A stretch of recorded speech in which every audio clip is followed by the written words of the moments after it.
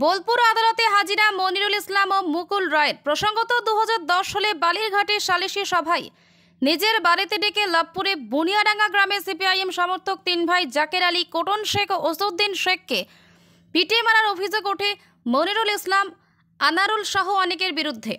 সূত্রের খবর, এই ঘটনায় খুনের প্ররোচনা দেওয়ার অভিযোগে নাম জড়িয়েছিল মুকুল রায়ের। যদিও এই খুনকাণ্ডে হাইকোর্ট জামিন দিলেও বোলপুর কোর্ট এখনও জামিন দেয়নি। সেই মামলায় বোলপুর আদালতে মঙ্গলবার হাজিরা দেন মনিরুল ইসলাম ও মুকুল রায়। দাদা, লোকসভা ভোট চলছে, কে জিতবে? লোকসভা ভোট চলছে, কে জিতবে? তৃণমূল জিতবে।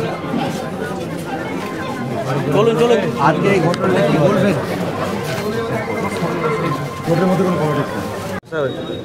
এটা তো 2010 সালে একটা মার্ডার কেস, সেই কেস আছে। তার সাথে মুকুল রায় এসেছিলেন ওই কেসে প্রথমে একটা চার্জশিট হয়, চার্জশিটে অনেকের নাম বাদ যায়।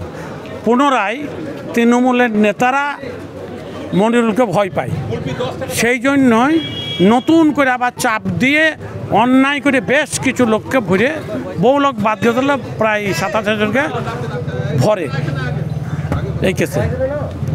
প্রথমটা কেসটা ভরেছিল সিপিএম, আর সিপিএম তৃণমূল ভাই ভাই হয়ে গেছে এখন তৃণমূলের নেতারা। মুকুল রায় এসেছিল? হ্যাঁ, দেখা করলেন? হ্যাঁ, ও তো দেখা হলে এক জায়গায় পাশাপাশি ছিলাম। একই কেসে ছিলেন?